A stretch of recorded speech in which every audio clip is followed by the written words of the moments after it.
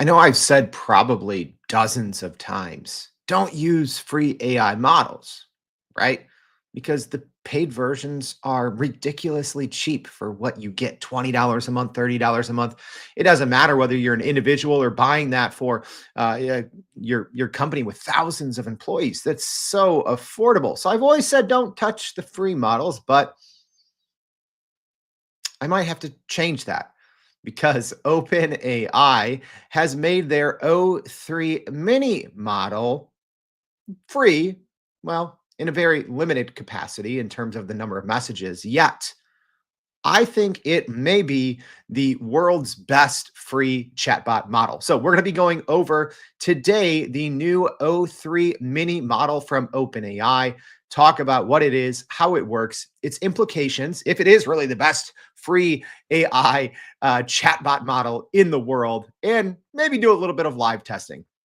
All right, I'm excited for this one. I hope you are too. If you're new here, welcome.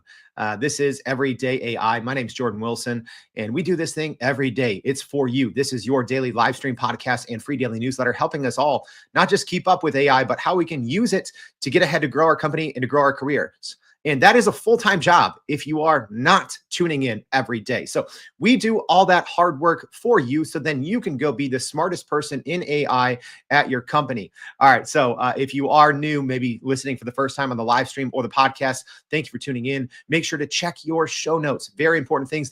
They're mainly our website, youreverydayai.com. That's where you're going to want to go sign up for our free daily newsletter, because every single day we do a couple of things. We bring you all the latest AI news and tell you what it means, but we also break down our podcast episode from the day with some more information. So make sure you go do that, as well as while you're there, I'm going to keep promoting this, y'all. You need to go listen to our 2025 AI predictions and roadmap series. It is all on our website. It is for free. I'm getting a ton of messages. I just got a message actually today or last night, because I think this person's in Europe, from one of the largest consulting companies in the world. And they said their team is breaking down those 5 episodes, and they're going to continue to track them all year. I kid you not. You need to go listen to them and let me know what you think. All right, enough chit chat. Let's get into the AI news. Live stream audience, this is up to you. I have a question on the screen there. Let me know.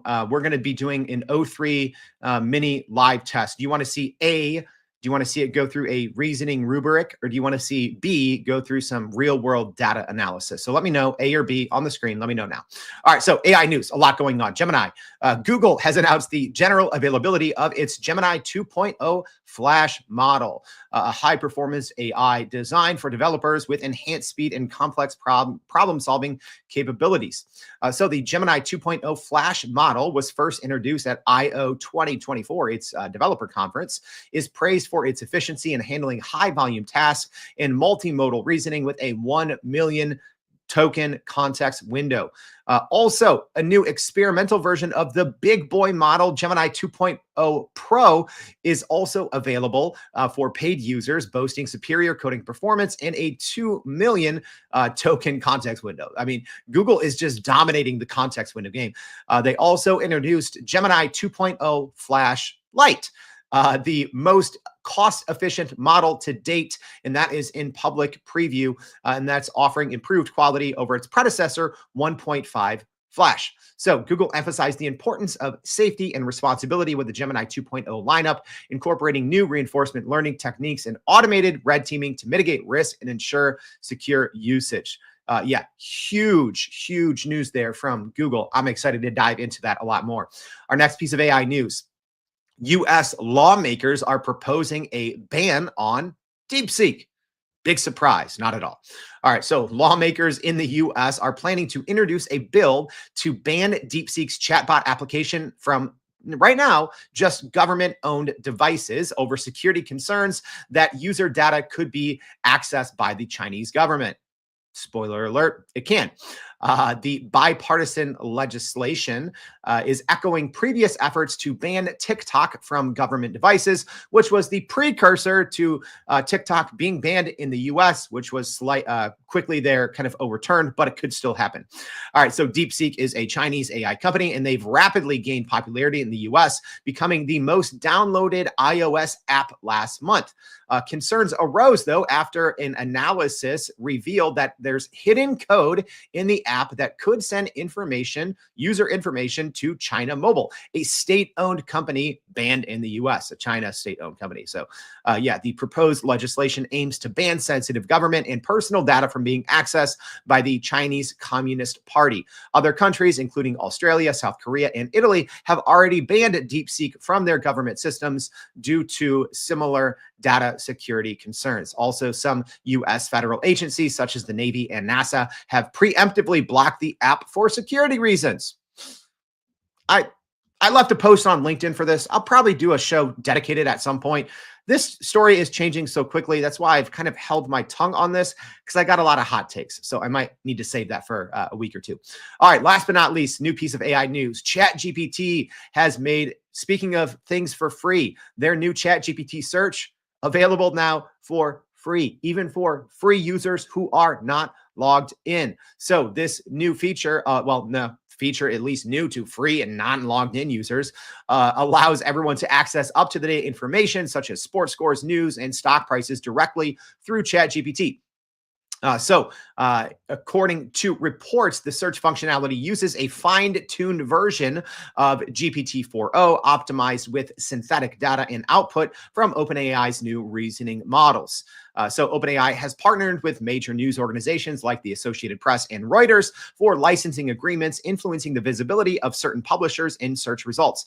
So this is huge. It's kind of weird now, right? It almost looks like Google is trying to really compete with what ChatGPT was like 2 years ago. And now ChatGPT is trying to compete with what Google has been for the past 20 years, right?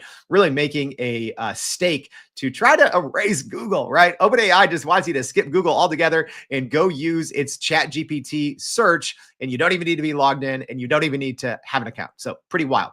All right. That's enough chit chat. Lots more in the newsletter today. So let's talk about OpenAI's o3-Mini model. It's very impressive. It's very impressive. I'm just going to say that. And hey, live stream audience, thank you for tuning in. I saw a couple votes, some A's, some B's. So yeah, let me know if you want to go over the reasoning rubric live, or if you want to go over the data analysis, so A or B. All right. Also, you're going to want to repost this. All I'm saying, I've been putting these guides together after I do something in ChatGPT or other large language models. I'm like, wait, I've just really saved people dozens of hours a week if they go do this. And I realized that, sometimes the podcast isn't enough, or putting it in the newsletter. So I did put together another guide specifically on using the o3-Mini model. It's fantastic. I just finished it this morning. So if you repost the show, I'm going to send that to you. All right. So let's get into the o3-Mini model. Here's the gist. Okay. It is the first free reasoning model from OpenAI, right? So we have the O series of models. It is different than the GPTs, right? So the GPTs are your, quote unquote, old school transformer models. And then the O series, this is OpenAI's reasoner models, right? The reasoner models have become very popular over the last 4 or 5 months. But this is essentially a model that thinks longer, kind of does more inference, or, uses kind of this chain of thought thinking, where it doesn't just quickly respond to something. It takes a while and really kind of thinks internally. So kind of the work that you would normally do in a transformer model, a GPT-4o, right? As a human, you'd want to go back and forth with it a lot. Kind of these reasoning models, that's why they're so good. But a couple things. It uses more compute, so generally they're more costly. So as an example, if you want to have unlimited use of this, you need the $200 Pro plan, but at least for, I believe it's 10 messages until you hit your message cap. It's available right now for free users. But it's not just that makes me excited about this. So if you are logged in, so this is separate news from the ChatGPT search that you can use even if you are not logged in, right? So if you do have even a free ChatGPT account, so not only do you have a couple, queries that you can use with the new o3-Mini model that OpenAI just released, but it also is connected to the internet. That is huge. That is the piece that I think most people have missed or overlooked when it comes to this new model from OpenAI. And that guide, by the way, the guide leverages specifically, it's 20 different use cases that combine reasoning and the internet, right? That's what knowledge workers do. And that's why I think this is so exciting, even for people who are not paid subscribers. Again, whether your favorite chatbot is Gemini, Claude, ChatGPT, whatever, just pay for the base $20 a month plan. It pays for itself the first time you hit enter if you know what you're doing. But even for those cheapskates out there, right? Yeah. I know a couple of you out there that are still pinching your pennies. And even though you're buying $8 coffees every day, you're like, oh, I'm not going to buy a $20. No, just buy it. But still, this is the first model for free that you can use from OpenAI that is its reasoning model, and it's connected to the internet. And reportedly, I don't personally believe this, but a lot of people have said, oh, OpenAI did this because of the DeepSeek R1 release, which took the internet by storm for a lot of, I'm going to say, incorrect reasons. We'll just say that. All right. I don't personally think this is in response to DeepSeek. I think this is actually in response to Google. That's been on a friggin' tear since December. Google has been straight up releasing a crazy amount of releases. If I'm OpenAI, I don't care about DeepSeek, right? It's largely going to get banned, I believe. I'm worried about Google. So I think that this is really a shot at all of the great work that Google's been doing, specifically in Google AI Studio. All right. So let's just answer that question right now. I'm not going to make you wait another 20 minutes and after our tests. Is o3-Mini the best free chatbot model? Let me break that down. Free chatbot model. Okay. That's when you log into the front end of a chatbot. All right. So what do I mean by that? Well, right now, if you have a free account and you log into Gemini, gemini.google.com, even though they had all these new releases, you can't use them. You're only using 1.5 Flash, but they have great models within the AI Studio, but it's a little different. That's not a kind of for beginners. That's more for developers. So it beats Google. No questions asked. Copilot is powered by GPT-4o technology. And last week, if you read our newsletter, you're smart. You already know this. There is some limited free access to OpenAI's o1 model with the think deeper kind of capabilities inside Copilot. But I still think o3-Mini is better because we're talking o1. I believe that one's o1 preview. Microsoft, I know a lot of you guys listen to this, and I always tell, talked with 100 of you guys at the Build or the Ignite conference here in Chicago. And I'm like, hey, tell me if I'm wrong on this. But I'm pretty sure the Think Deeper uses the o1 preview, not the o1 Pro. So I still think it's better than that. I still think o3-Mini for free is better than using Copilot for free. Claude, just LOL at that. I mean, by the time, even on a paid account, like Claude, you can't use it. You just can't, right? Anything more than a couple of prompts and you hit your rate limits. On a free account, even though Claude 3.5 Sonnet is a good model, it's, now 8 months old. So presumably we'll be seeing new updates from Claude pretty time soon. I mean, on a free plan, if you look at Claude the wrong way, you've already hit your message limit. All right. So you can't really use it a lot. All right. And then DeepSeek, good luck with that. High risk, lots of questions, great model, great benchmarks, right? Good luck. That's all I'll say. All right. So is o3-Mini the best free chatbot model? Yes. It's not even close. This model is so good. Here's the thing. It's limited. If you're on the free plan, I think it's only 10. It's either 10 a day or 10 a week.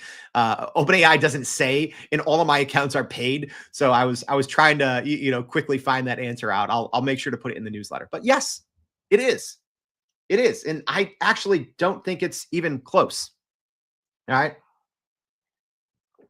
Hey, someone here is saying our audio is cutting in and out a bit. Let me know if it actually is, or if maybe that person has some computer problems today.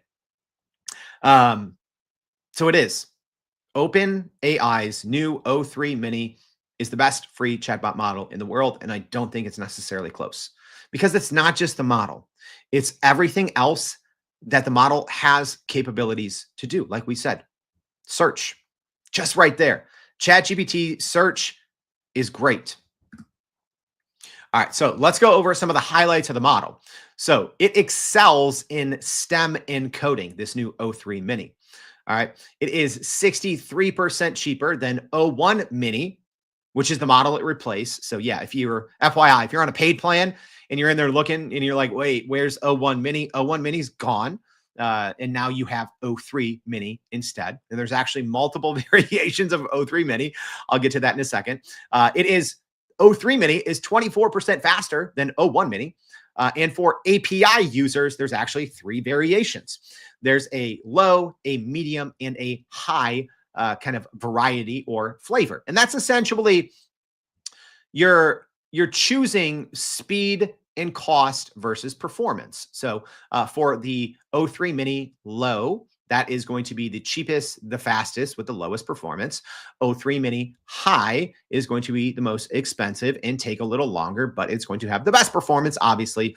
And then the O3 Mini normal is going to be that middle, right? It's like what is it? The 3 beds, right? One's too soft, one's too hard, one's just right. All right. And that's for API. So if you are on the chatbot version, right, which is many of us, right? So chatgpt.com, you're not, using the backend API as a developer, but for ChatGPT users, if you are ChatGPT Plus, so the $20 a month, you have access to O3 Mini, kind of the medium or middle version, and then O3 Mini high. And that one kind of thinks harder, more or less. It uses a little more compute. And you have, I believe, it's 150 a day, I believe now. So plenty of usage. They just tripled it in the last couple of days. So if you have the $20 a month plan, I don't think you're probably going to hit your O3 Mini high limits. And let me tell you, right now, O3 Mini high is probably one of my most used models. All right. Also, O3 Mini high outperforms the full O1 model on many benchmarks because right now we just have the miniature version, right? We don't have the full O3 version. I don't even know if the full O3 version is going to come out in 2025. I would assume it would, but I don't know because the full O3 model has not been released. The only glimpse of it that we've seen is OpenAI did say that its new deep research, which is mind-blowingly good. It's going to put so many small to medium size and management consultant companies out of business. I'm not kidding. It's freaking good. Anyways, that uses a fine-tuned version of the full O3 model, but we're just getting the mini. We're just getting the mini one here, y'all. All right. Let's keep it going. Benchmarks. I know. I'm not going to get too dorky here, but let's look at competition math. O3 Mini high outperforms even the full O1 model on the AIME, I think that's AIM, 2024 competition math benchmark, right? So large language models, they go through all these tests, all these standardized tests, essentially. Think of like a human, there's all these different tests you take, same thing with models, and then you get benchmarks, you get scores, right? So you can see how capable a model is. So while O3 Mini high is even more capable than the O1 model, and that's one of the highest scores in the world. And then you have PhD level science questions, right? Because O3 Mini high is great at anything STEM, coding, research. It's chef's kiss good. All right. So on the PhD level science, which is GPQA Diamond, for those of you at home keeping score, O3 Mini high also outbenches the full O1 Pro, right? Also, this is not yet O3 Mini. So kind of the benchmarks that I talk about a lot on this show, aside from, MMLU and some of those that I just mentioned, are the chatbot arena scores. Those aren't out yet because this model is like barely like a week old, right? But we do have from Artificial Analysis, which is a great resource for an unbiased third-party model benchmarking service.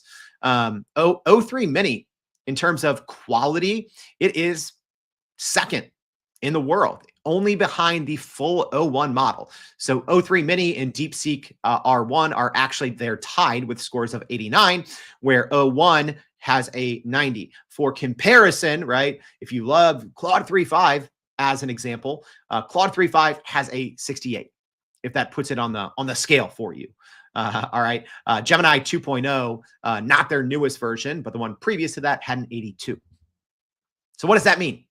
It is by far one of the highest quality models in the world, and OpenAI made it free for a limited use case, right? But it's mind-boggling that we have this level of a reasoning model that is one of the most capable in the world, and it also can access the internet, which is one of the reasons why I tell people don't use Claude, at least yet, right? Because there's a somewhat of a business danger if you are taking results from a large language model that has very old data.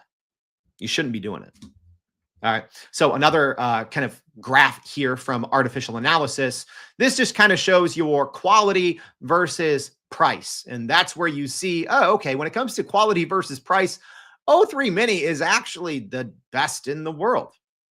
And it's not necessarily close. The only one somewhat close is DeepSeek R1. Again, good luck with that if you want to, good luck with that if you want to use it. I'm not using it on a day-to-day basis. But O3 Mini, from a quality and price perspective, right now, it can't be beat. I mean, we'll see. I think Google's announcements yesterday are going to shake this graph up a little bit, and I'm excited to dive into all of the new Gemini 2.0 a little bit. But right now, O3 Mini is technically an elite model. Don't let the Mini confuse you. All right. So as a reasoning model, these are the API pricing, right? So again, you can use it for free. You can use it ChatGPT Plus, $20 a month. You're probably not going to run out of queries. If you have the pro version, like I do, $200 a month, it's unlimited. But for API pricing, it's $1.10 for a million input token, and $4.40 for a million output tokens. For a reasoning model, so affordable. It is so affordable. And you might be confused. I get it. All this O alphabet soup, right? OpenAI CEO Sam Altman did admit that they have a naming problem with the models. It's hard, right? And especially when they come out with some of these new O reasoning models, some of the older ones get replaced or they're just no longer available. So let me just give you a quick rundown of the O series. So in September, we got O1 Preview and O1 Mini. All right. Then in December, they got rid of O1 Preview, and then we just had O1, and they added O1 and O1 Pro. So if you had a Pro account, that's the only way you can get access to Pro. In December, you had 3 versions. You had O1 Mini, O1, and O1 Pro. Okay, easy enough to follow along. But then January 31st came around last week, right? And that threw a wrench in it. So now we went to O3. There is no O2 because that's the trademark name of a British telecom company. So if you're wondering, like, what happened here, did I miss out on a whole series of AI development? No, you didn't. Right. But now in January, we got this O3 Mini, and that has O3 Mini High, and then O1 Mini is gone. I know, confusing. So depending on what paid plan you have, you might still have in your account O1, O1 Pro, O3 Mini, and O3 Mini High. I know it's confusing. I have a slide here that can hopefully help you make a little sense of it. All right. Because which model should you use, right? Like if you're like, oh, I have a paid ChatGPT account, what should I use? Well, there's actually some unique features of each. So listen in here. I have a helpful little graph on screen for our live stream audience. So O1, not the Pro, okay? O1 actually has a great advantage to it, okay? So right now, O1 and O1 Pro are the only O models where you can upload files. Not all upload file types are supported, all right? But it does have for visuals, PNGs and JPEGs, I believe. All right, so that's the O1 series. So normal O1 can access canvas mode. All right. O1 Pro cannot, yet O1 Pro is much more powerful than normal O1. Okay. So if you need to upload files, right, visuals at least, because you can't upload PDFs or spreadsheets right now into the O1 models. But let's say you're doing a lot of visual, computer vision type work, you're probably going to want to still choose one of the O1 models. All right. If you love Canvas like I do, you might use O1 because that's the only one that has Canvas. If you need the just straight up raw power, you're going to want to go with O1 Pro. All right. But O1s don't have access to the internet. So O3-Mini, there's no differentiation right now between features or other tools within ChatGPT. But O3-Mini is the only one that has web search. All right. And that is the only mini model now. I know, a little hard, but essentially, if you need the web, which I highly advise, go O3-Mini. That's why I'm using O3-Mini a ton. All right. If you need Canvas, use normal O1. If you're on the big boy plan, then you can use O1 Pro for some of those very tough tasks. Whew. Does that make sense, y'all? Hey, if you have questions, get them in now. Podcast audience, I love hearing from you guys. That's why I always put our email in there. I put my LinkedIn. Reach out to me. Let me know if this is helpful. If you have questions, I'm sometimes a little slow getting around to those messages, but I do eventually. All right, so let's look live. Let's see what won our little poll this morning. Let me count. So our A's, let's see, we had 1, 2, 3, 4, 5, 6, 7, 8, 9, 10. Okay, 10. And then our B's, let's see, we had 1, 2, 3. All right. Looks like you guys wanted the reasoning, the reasoning version here. All right. So let's jump into it. Live stream audience, as always, please let me know when and if you can see my screen here.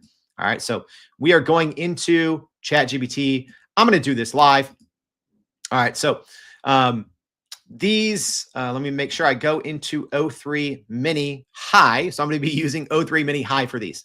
All right. So this little reasoning rubric, I've been using a lot of these questions now for like 2 years, right? Before there were reasoning models, I had like kind of this common set of about 12 questions that I would give to any models.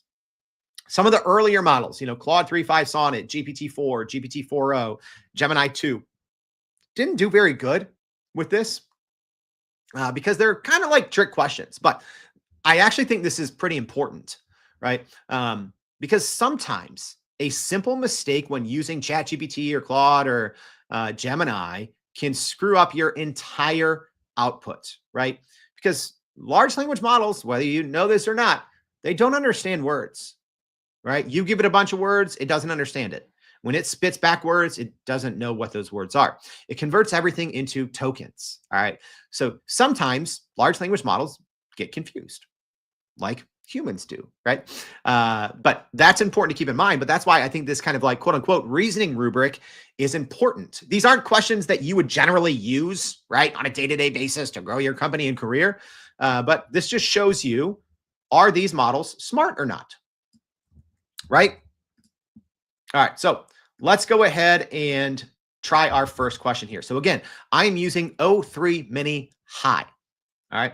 And you're going to see these live. Hopefully it's not going to take too long to go in there. So the first one I am saying, I just woke up with 6 apples and 3 bananas. If you're a longtime listener, you've heard this before. I just woke up today with 6 apples and 3 bananas. Yesterday, I ate a banana and 2 apples. This morning, you know what? I'm going to go ahead and scroll up here. I'm going to scroll up here. Hey, live stream audience, let's see if you can get this. Ready? I'm going to go slow. I just woke up today with 6 apples and 3 bananas. Yesterday, I ate a banana and 2 apples. This morning, I will eat 1 apple and no bananas. However, I don't really like apples, and 1 banana may turn brown tomorrow. Assuming nothing else changes, how many apples and bananas will I have tonight? Live stream audience, what's your guess on that? Podcast audience, you are you scribbling this at home? This is a fun one. I actually made this one up. Some of these are very widely used, kind of trick questions or variations of these. Some of them I just made up. Right. So I'm curious if our live stream audience can get this one correct. But let's quickly. I'm not going to do this for each and every one. But let me just quickly describe for our podcast audience what's actually happening here. So it says reasoned about fruit consumption and stock for 29 seconds. So you don't get the full chain of thought, right? You don't get to see the raw, unfiltered way that o3-Mini High is thinking, but you do get a summary of the chain of thought, right? So I can see what it's thinking. So it's saying assessing fruit intake, right? I woke up with 6 apples and 3 bananas. So you kind of get to see how the model is thinking and digesting your question. Then it says assessing tomorrow's scenario, concluding the estimation, adjusting my focus. It says, I initially considered yesterday's fruit consumption, but it seems today's 6 apples and 3 bananas take precedence. Yes. A lot of this stuff in here is just to confuse the model. So the model started going down the wrong road, right? Which all the non-reasoning models got this wrong because that's what they did. They got this, unrelated information and it screwed up what it was supposed to do. So then it says assessing fruit stability, avoiding overstocking, reassessing preferences. These are just kind of the headlines in the chain of thought thinking. Assessing fruit freshness, evaluating fruit stock, right? Keep it going. I mean, this is a lot. And then at the very end, it says taking a closer look. Okay, I'm listing 5 apples and 3 bananas tonight, assuming no changes. Only 1 apple is eaten this morning, leaving the rest of the fruit untouched. So the final count, it says 5 apples and 3 bananas. You know what? Hey, shout out Vincent. Vincent got it right. Good job, Vincent. So did Marie. Good job, guys. All right. I'm going to go a little faster with the rest of our reasoning rubric, but I did want you all on the live stream and the podcast to kind of see and understand it actually thought about that at a pretty decent level, right? And going through and reading some of this, again, it's just the summarized chain of thought. But same thing. I played around with Google's new Gemini, and it got some of these questions wrong. I did it with Gemini as well. But the chain of thought was actually pretty impressive, almost like scary impressive, right? But hey, getting it right is the first most important thing. All right, the next one, which so many models struggle with this one. All right, so this one is, let me get the right level of zoom here. A man and his dog. All right, and hey, live stream audience, let's just see if you guys can beat o3-Mini High. Some of these are very easy. All right, this one you should be able to get instantly. A man and his dog are standing on one side of the river. There's a boat with enough room for 1 human and 1 animal. How can a man get across with his dog in the fewest number of trips? Transformer models can't get this. They can't, right? Claude Sonnet, Gemini, GPT-4o, none of them can get this, even though this is dead simple for any human with a brain, right? So let's scroll down. A lot of thinking here for something simple, right? But finally, it's just 1 trip, right? Usually you would get 3 to 5, even from these very powerful models, right? And this is one of the reasons why a lot of companies, like before reasoners, were like, I don't know, these models are dumb. Well, yeah, they can be a little dumb, right? Generally, these are trick questions, but now you're seeing it's handling it fairly well. All right. Next question. Here we go. We're gonna go through these quick, y'all. So, a man and his dog are standing. Oh, that's the same one. I got to copy and paste the other one, y'all. All right. Next one. If it takes 3 hours to dry 10 t-shirts in the sun, how long will it take to dry 30 t-shirts in the sun? Hey, mathematicians on the live stream, go. Can you beat o3-Mini High? So if it takes 3 hours to dry 10 t-shirts in the sun, how long will it take to dry 30 t-shirts in the sun? All right. Let's keep going. There we go. Got it correct. 3 hours. Doesn't change, right? It's saying, assuming you have the room, it doesn't change. All right, our next question. And again, a lot of them got this wrong before the reasoning models. All right, if you have a single match and walk into a room with an oil lamp, a candle, and a fireplace, which do you light first? All right. Live stream audience, what do you think? Which do you light first? I hated these questions, right? Like when these are on standardized tests, a train leaves the station at this time and an airplane's going here and this person's on a unicycle, but the unicycle's going uphill. And I'm like, this is dumb. I don't want to answer this, right? But what do you guys think? All right. Ted got the answer, right? Good job, Ted. Yeah, but the answer is the match. Yeah, it's not the candle or anything else. You got to light the match first. All right. Couple more very simple ones, y'all. All right. So here's our next one. What color is an airplane's black box? That's just a trick one. All right. But it's going to get it right, because even the transformer models, bright orange is the correct answer. There we go. All right. Our next one on our reasoning rubric for o3-Mini high. All right. And again, for all of these, y'all, okay, so for that one, there was not a lot of chain of thought underneath, right? It said understanding the situation, and that's all. It didn't have to go back and forth and second guess itself and, map out all these alternative paths. It was pretty simple. This one is kind of tricky, and transformer models can never get this right. So I said, please give me 7 jokes that end in the word blue. 2 should be about animals. 3 should be about some other topic in the body of this chat. Okay. And you can make up the other 2. I'll tell you this. Large language models aren't funny. All right. So I'm going to just read a couple of these jokes. I'm just mainly going to make sure that, do they all end in blue? Is there 2 about animals, 3 about context of the chat, and 2 that it made up? They're not going to be funny, right? And it always does the same thing. It's always like, oh, they're feeling blue. All right. This one is taking a little bit longer, right? So it's laying out the options, mapping out the connections, generating a diverse list, crafting humorous animal punchlines, brainstorming jokes, right? So a lot of this is actually a little more difficult for o3-Mini, right? It's taking a little bit more time to think about this. Let's see if it's done. It thought about this for 1 minute and 10 seconds, right? Kind of a long time. All right. It said refining humor, which I haven't read the jokes. They're not going to be funny because ending it in blue, there's really nothing. I haven't seen anything, right? Humans out there, if anyone can give me a real good joke that meets these criterias, I don't know. I'll pay for a month of ChatGPT, but I don't think there's anything funny that you can actually do, because people are always like, oh, it failed. That's not a joke. And I'm like, okay, humans, you go ahead and do the same thing. See if you can make me laugh with the ending in the word blue. Probably not. All right. So let's see if it actually did it. Look at all this chain of thought, y'all. Sheesh. All right. So it got 2 animals. Perfect. Ends in the word blue. Perfect. All right. So here, we'll read a couple of these. At the local jazz night, my dog tried to sing along with the band. When I asked him why he kept hitting the wrong notes, he just barked blue. Not funny, but it hits it, right? So it has 3 jokes about that use the context of this chat, all ending in the word blue. Let's just read one of them. I started here. This one's about the fruits.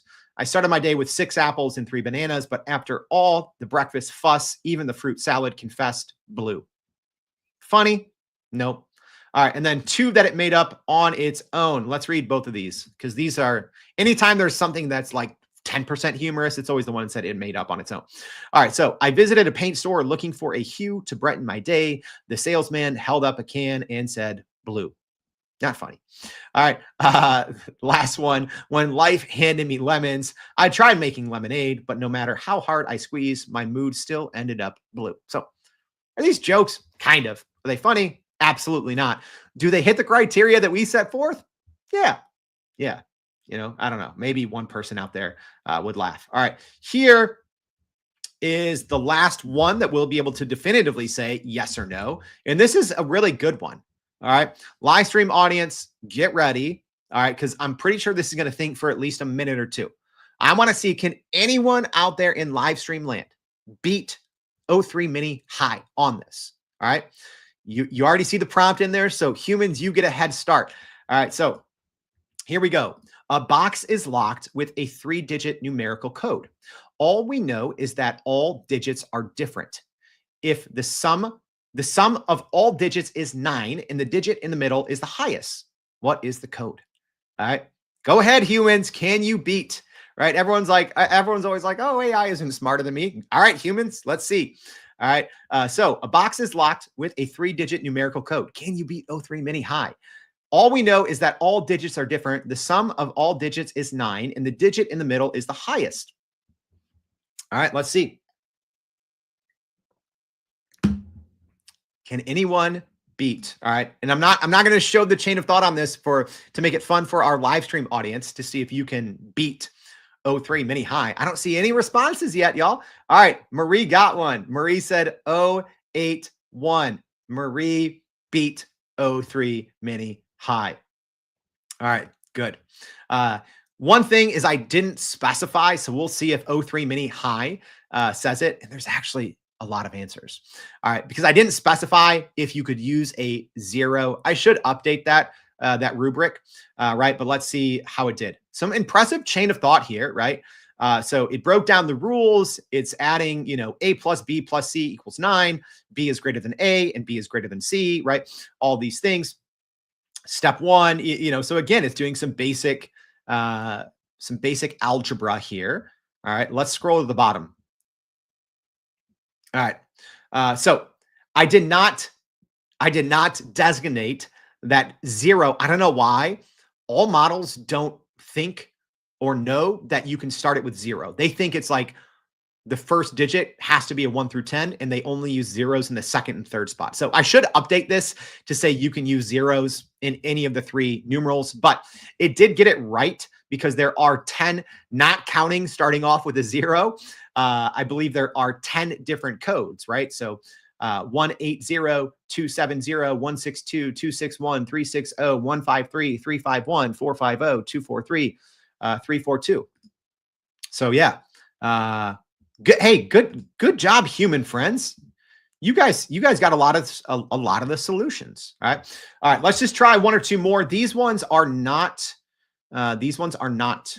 something that are like right or wrong, right? This is more of an arbitrary answer. So here, I'm going to click the search the web. Okay. So let's go ahead.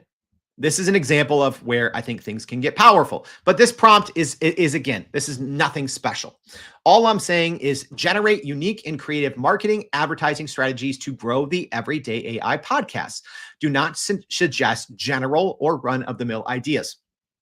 Only pitch clever advertising and marketing tactics to specifically grow the everyday AI podcast by Jordan Wilson. Hey, same thing, humans. Hey, humans in the live stream audience, answer this. How should we grow this podcast? Let me know.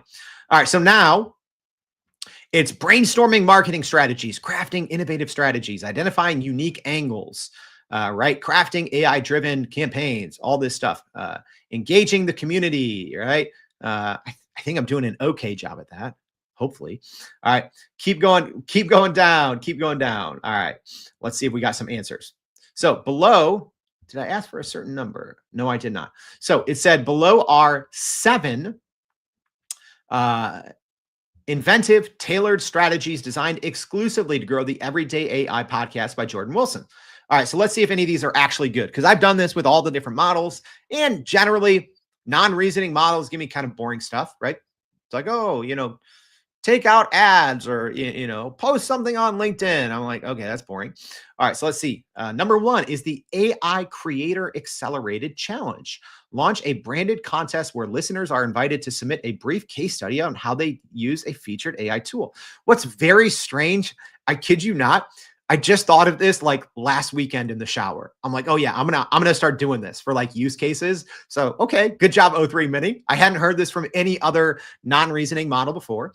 All right, interactive AI chatbot ambassador. All right, so develop a custom AI chatbot branded in everyday AI's visual style and tone. All right. nothing. It's pretty standard. Everyday AI augmented reality filter campaign. Okay, ChatGPT. I don't know how much time you think I have to do that, but it's unique. All right. Number 4, co-branded AI showcases with tool makers. Identify and partner with emerging or established AI tool companies for exclusive co-branded live mini webinars or demo days. Yeah, I get enough of that. People always want to pitch their garbage to come on the show and sell to you guys, and I say no, right? I think I got like 15 pitches yesterday. All right. And everyone wants to shove their garbage products down your throat. So I'm going to say no to that one. All right. 5, personalized podcast journey generator. Build an interactive dynamic website feature that asks visitors a few short questions about their industry, career goals, and current usage. All right. That's fine. 6, yes. I've had this idea, so I like this one.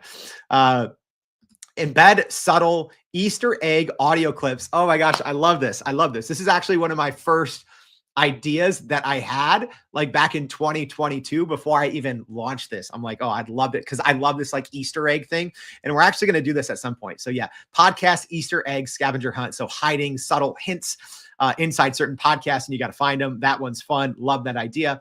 And then last but not least, hyper personalized social ads powered by AI insights. All right. Pretty good. Nothing crazy here. So I have run this. I did do some of these tests last night. And last night when I turned on the search mode, it did a little bit better of a job. So here's the thing. Generative AI, large language models, unless I tell it in the prompt to explicitly go research on the web, even if I click that search button, sometimes it will, sometimes it won't, right? So, I'm just curious. I'll probably just run that one more time because I'm actually just curious. And I'm going to say use ChatGPT search before you start to better understand everyday AI by Jordan Wilson. Yeah, because I ran this exact same prompt last night. And in this version that I just did live for you guys, like the whole point is like, oh, watch when I click search, right? It didn't search. Sometimes it does, sometimes it doesn't. That's just how large language models work, right? Unless you explicitly tell it to. And when you explicitly tell it to search and you have that search icon, 95% of the time it actually will. But I was actually a little bit surprised. All right, so I'm gonna let that run, and then we're gonna do just our last one here. All right. And then I'm going to read this one, and then we're going to check in on the second attempt. So this last one is create a new company and brand for a future smart home device. This will solve a problem that does currently not exist. I like this one. To start, come up with the company's name and its first flagship product. Give the product a name, brand, and campaign. Go-to-market strategy, tagline, and rationale for why it will work. And then I said, respond in a succinct way, keeping responses to short bullet points, but with ultra specific facts. All right. So now I'm going to click rewind and look at that same, come up with, inventive ways to grow the everyday AI podcast. But this time, even though I had the search button clicked, I had to explicitly tell it, yo, go to the web. Go to the web, homie. And now I see here in the responses, it actually did this time because now it's citing things.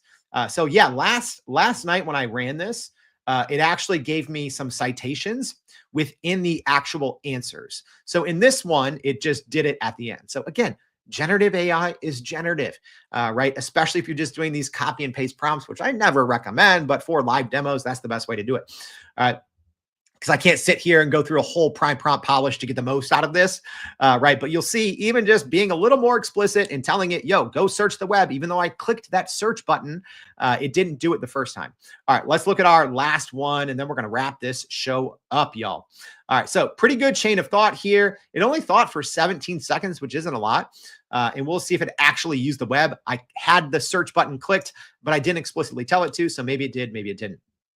One other thing that it doesn't do, and I wish it did, when you can see the summarized version of chain of thought, I wish that it would show you if it did go to any websites and if it is using that to think, right? Because all you get is citations in the response. I wish you could see like you can in the deep research, because in deep research, there's an activity tab. So you can see, oh, it went to website 1. And now on website 1, it found out this, and then it pivoted and it looked at something else. So I wish we got a little bit of that in o3-Mini when you tell it to use the internet, but you don't.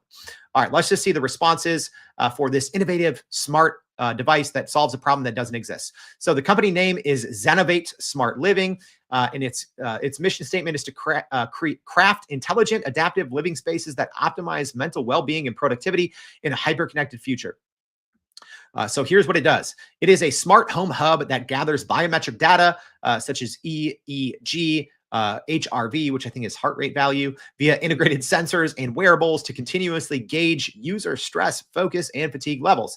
It dynamically adjusts ambient lighting, temperature, acoustics, and even scent diffusion to create a personalized cognitive sanctuary. Okay.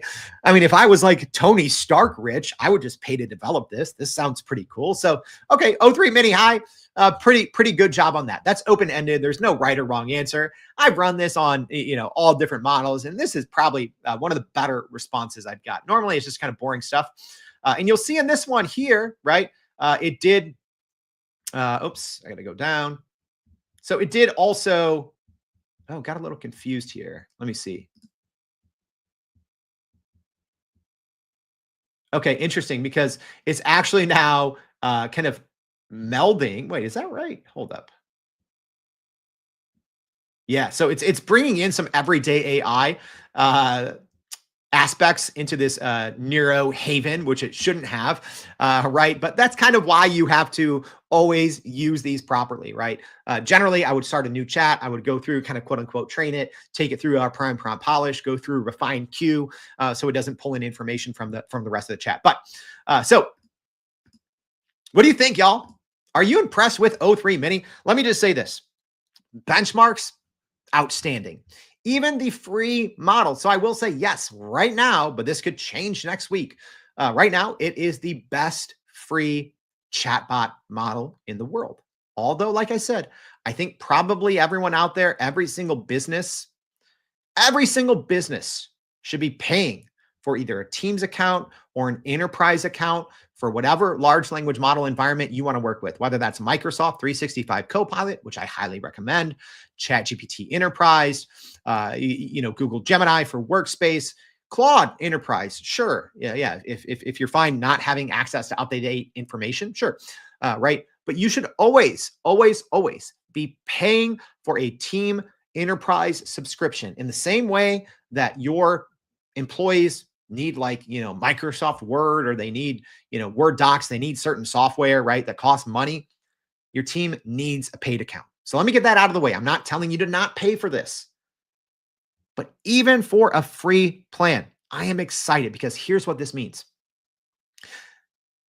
A year ago, I said, don't touch ChatGPT's free plan. It is absolutely terrible. It is riddled with hallucinations because you were using the 3.5 version, which is bad, right? It wasn't connected to the internet. So a lot of what was ultimately shared online was just bad stuff, right? Because people that didn't know AI, they would just go in, create a free account, do a prompt or two, not knowing how large language models work, not understanding generative AI. They'd get a response that was absolutely horrible. They'd post that online or take that back to their, director or their board. And they're like, look, AI is not for us. Well, sorry. That was dumb if you did that. I don't know, y'all. 2025, I'm a little spicier. I'm a little more tired. I'm a little older. I'm not going to be nice anymore, right? I'm tired of people not knowing how to use AI, and then you go through and you get a bad output and you share it on social media and you're like, oh, AI will never take my job. And I'm like, yeah, it will. It 100% will, because all you did is you just went out there and said, hey, I don't know how to use AI, right? A kind of funny comparison that I made to this. This is like if I'm going to do something live here. Sorry if you're on the treadmill and you want to end this, right? But this has to do with free ChatGPT, I swear, right? So this is actually, you can't see this because of the green screen thing, apparently. Let's see. Can you see this one? There we go. So this is like me if I draw something, right? Can you guys see what I drew here? Live stream audience, can you see this? I'm making a point, I swear. All right. So this is if I posted this online and said art sucks. Look at this. Art sucks. There's no room in the business world for anything artistic. Because look at this, right? I drew a picture of a stick figure. Art sucks, right? No, art doesn't suck. I suck at art, right? There's definitely a place for art in the world. So that's what I think the old free version of ChatGPT did for like the business world. It was a bunch of people that had no clue what they were doing. They would go on, use a bad version of GPT 3.5 that wasn't connected to the internet. Because when everyone's trying to figure AI out, they're not always paying for the best models, right? And they're like, look, this is bad. It's generic. It's full of hallucinations. AI stinks. No, you stink. You stink. But now, hopefully in 2025 and beyond, we'll avoid that because now I think OpenAI's o3-Mini is the best free AI model in the world. And it has now closed the gap. Yes, albeit on a very limited basis because you can't use a ton of messages, right? But it's at least closed the gap between what the rest of the world can access and get a taste of and what those that are paying for the best model have as well. All right. I hope that was helpful, y'all. If so, remember, go check out our AI predictions series. It's all online. I cannot recommend that enough. And I'm going to continue to demand you go listen to that because even the things I was talking about 2 weeks ago have already started to come true, obviously. And if this was helpful, right, the combination of having a reasoning model that can search the internet when you prompt it to, it is mind-bogglingly good. It is, I think, and if you didn't go share the deep research episode, you missed out because that guide was fantastic. But I do have 20 business use cases that are ready to go. You got to read it. You got to update some placeholders. You got to think, right? But when you combine the o3-Mini reasoning model with search, this changes what's possible. All right. So go repost this show. If you're listening on the podcast, I always leave the link to go repost this show if you want to. I'd appreciate that. I'd appreciate you also go to youreverydayai.com, sign up for the free daily newsletter. Thanks for tuning in. Hope to see you back tomorrow and every day for more everyday AI. Thanks, y'all.